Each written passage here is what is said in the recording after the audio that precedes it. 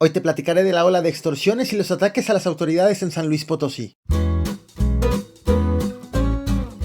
Las extorsiones, el cobro de piso y las agresiones en contra de las mismas autoridades han incrementado en San Luis Potosí. En este video te platicaré de esas agresiones a bares, a una alcaldesa y al ejército ocurridos en las últimas 3 semanas. Bienvenidos al Caporal del 28 de enero, ¡comenzamos!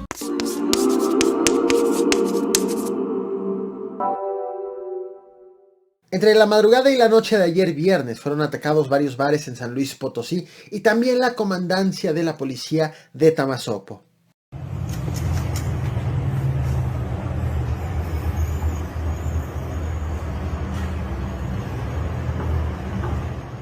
Lo que estás viendo en pantalla es un video grabado por un habitante de Tamazopo en donde se aprecia un convoy donde presumiblemente viajaban los delincuentes que abrieron fuego en contra de la comandancia municipal en San Luis Potosí. Una agresión que recuerda a otra cometida también en contra de la policía de este municipio hace un año, el 11 de enero del 2022, en donde un policía fue asesinado por un grupo de hombres armados que sorprendió a agentes que estaban a bordo de una patrulla justo afuera de la comandancia.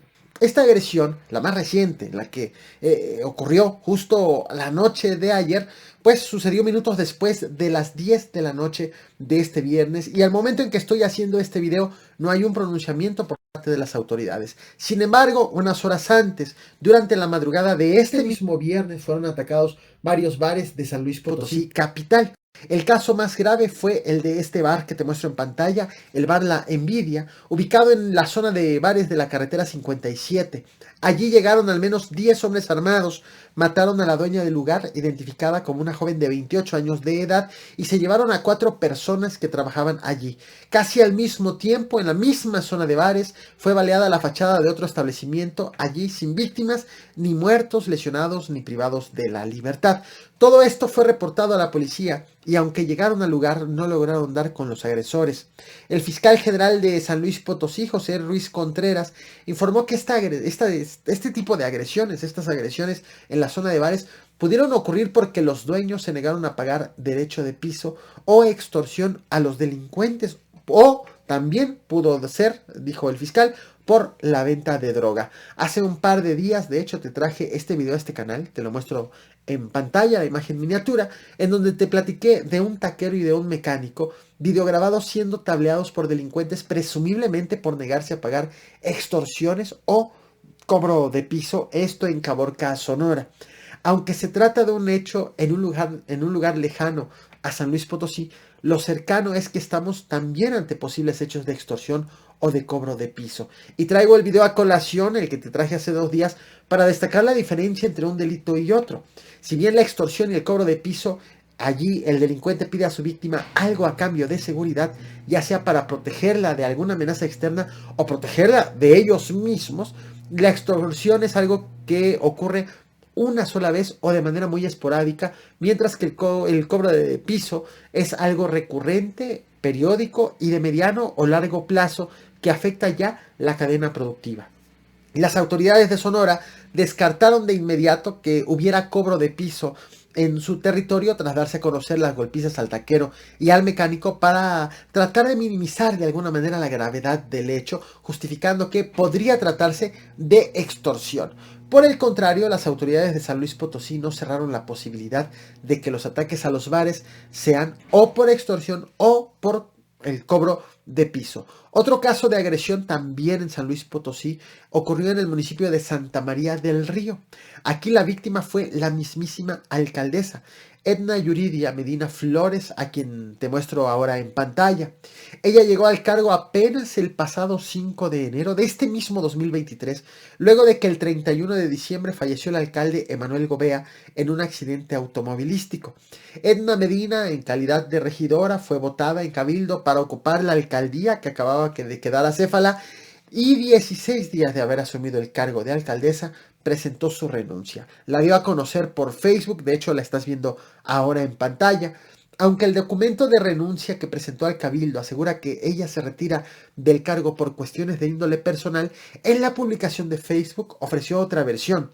Allí aseguró que desde que asumió el cargo de alcaldesa, ella y su familia comenzaron a recibir amenazas de muerte, amenazas recibidas por oponerse a un proyecto de una gasolinería que presumiblemente pone en peligro a la población, principalmente a niños que van a la escuela cercana al lugar donde pretenden instalar esta gasolinería. Advirtió la entonces alcaldesa que si las amenazas continuaban, iba a hacer una transmisión en vivo en esa misma red social en donde daría a conocer los nombres de quienes la habían estado intimidando. Sin embargo, tras renunciar y la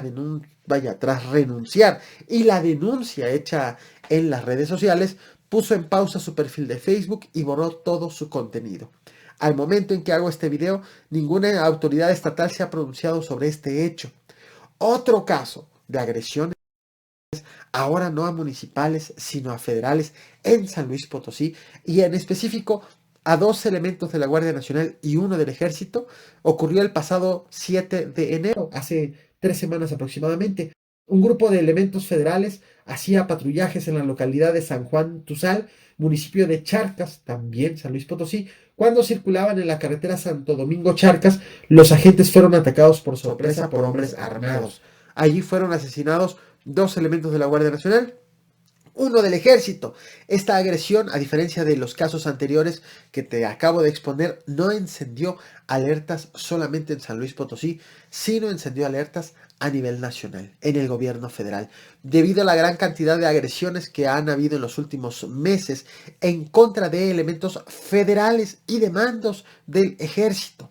Por ejemplo, una recapitulación rápida. 11 de diciembre, integrantes de Tropa del Infierno, brazo armado del Cártel del Noreste, atacaron a militares de Nuevo Laredo, Tamaulipas, y abatieron a 2 de ellos. 5 de enero, ya de este 2023, elementos del Cártel de Sinaloa emboscaron y mataron al coronel Juan José Moreno Urzúa, mando del 43 Batallón de Infantería con sede en Nayarit, que iba a apoyar en la captura de Ovidio Guzmán. 11 de enero, militares fueron sorprendidos a tiros en el tramo que conduce de Valle de Juárez a Santa María del Oro en el estado de Jalisco. 20 de enero, un comando del Cártel Jalisco Nueva Generación emboscó y mató al coronel Héctor Miguel Vargas, comandante del 65 Batallón de Infantería con sede en Cualcomán.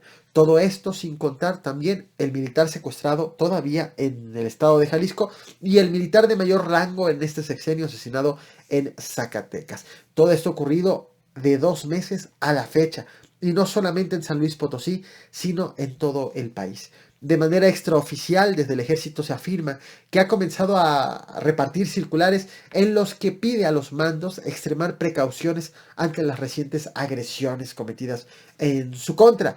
Es decir, la preocupación es real y la preocupación ha sido reconocida por el mismo presidente de la República, quien ha dicho que este hecho de la delincuencia organizada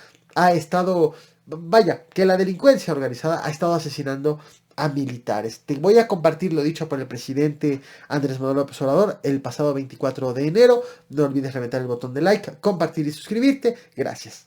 Existen grupos que se enfrentan y lamentablemente también se afecta a gente inocente. Entonces estamos luchando en contra de la inseguridad, de la violencia. Bueno, la prueba, y es también dolorosa, es que están asesinando a militares que están trabajando en esas regiones, en las más conflictivas. Entonces estamos haciendo todo